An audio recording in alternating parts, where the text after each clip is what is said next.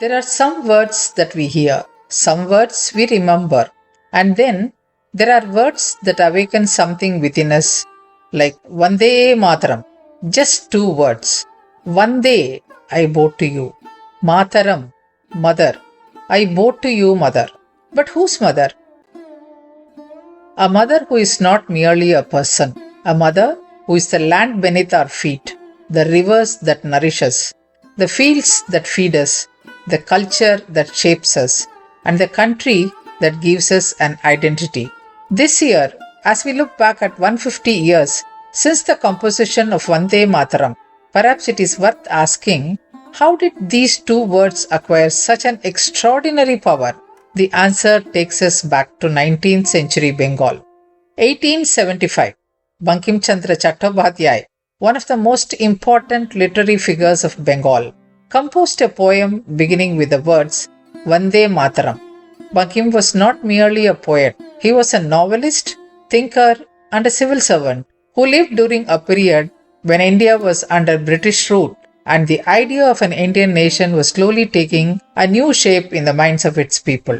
And Bankim gave that emerging idea an image, not a map, not a political institution, not a ruler, but a mother.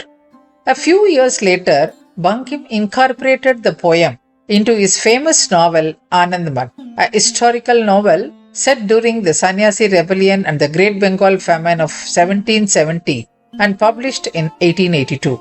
In the novel, the poem is sung by a monk as a rallying cry against colonial rule, symbolizing resistance and the love for the motherland.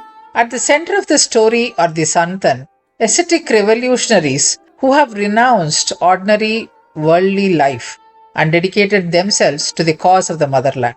They gather in an ashram-like setting called Anandmat. And there is something fascinating here. These people are not presented merely as warriors. They live together, they learn together, they discipline themselves together, they discuss the condition of their motherland. Their gathering becomes almost a satsang of patriotic awakening. Their spiritual discipline and their love for the motherland became intertwined, and their cry is Vande Mataram. Perhaps the most profound idea in Anandmat is the transformation of the land into a living mother. The mother is imagined in different forms, as a beautiful, prosperous mother, as a mother suffering under oppression, and finally as a mother who will rise again. This is not simply patriotism in the modern political sense. It is patriotism expressed as devotion. The country is not merely something to possess, it is something to serve, and that distinction to be considered as important.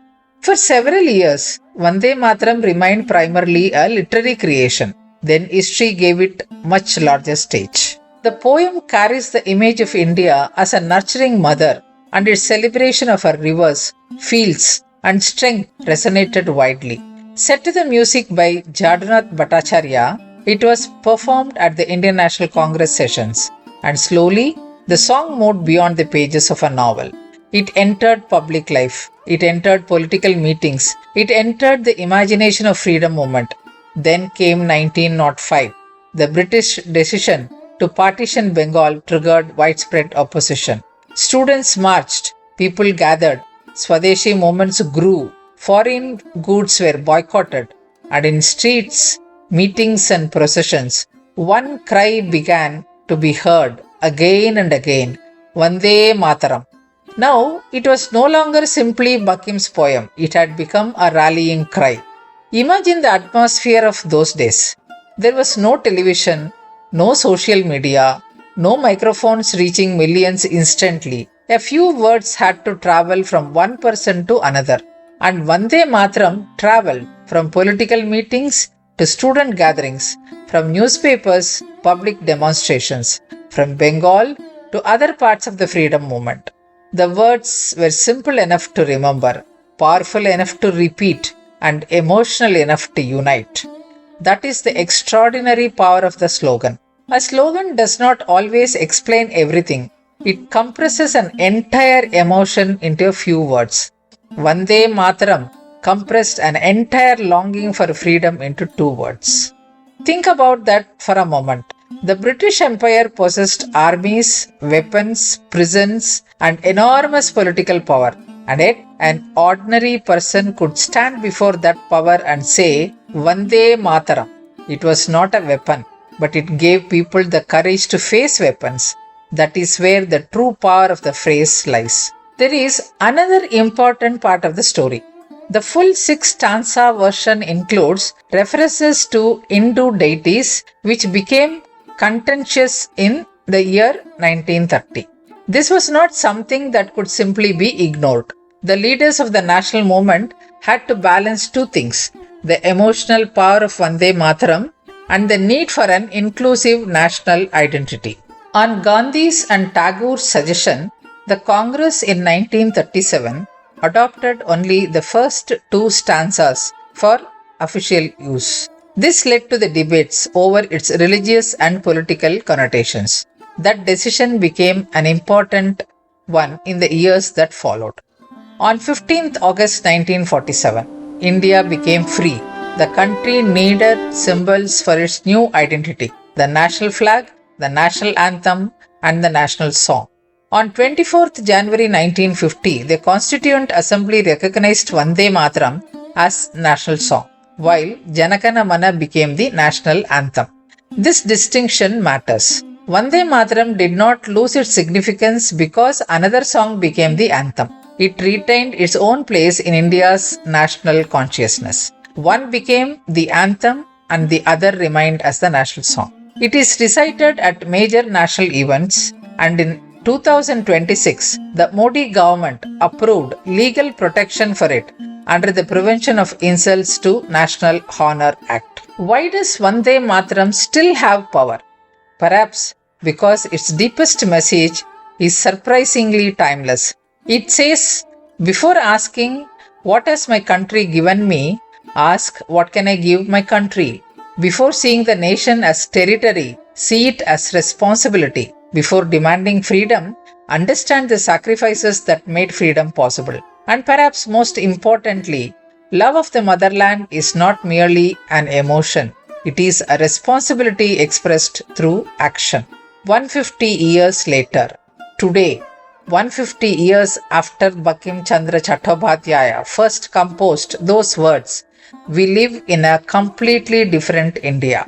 We have smartphones, artificial intelligence, space missions, digital economies, a generation connected to the world in ways Bankim could never have imagined.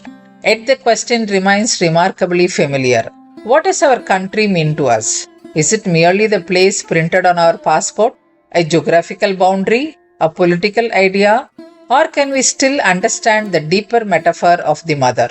Because if the country is our mother, then our responsibility does not end with waving a flag. It extends to how we treat one another, how we protect our rivers and forests, how honestly we do our work, how responsibly we use our freedom, how we preserve our heritage while embracing the future, and how we leave this country for the generation that comes after us. Perhaps that is why the words survive. Bankim Chandra wrote a poem. He placed it inside a novel. Freedom fighters carried it into the streets. Ordinary people gave it their voice, and history gave it a place in independent India. A poem became a song. The song became a slogan. The slogan became a symbol, and the symbol became part of nation's collective memory. So, when we hear Vande Mataram, perhaps we should pause for a moment, not merely to repeat it, but to remember the generations who once shouted those same words without knowing whether they would return home. And perhaps ask ourselves one quiet question. If the mother could hear us today, what would our Vande Mataram mean? Would it be only a slogan, or would it be a promise? Vande Mataram. Jai Hind.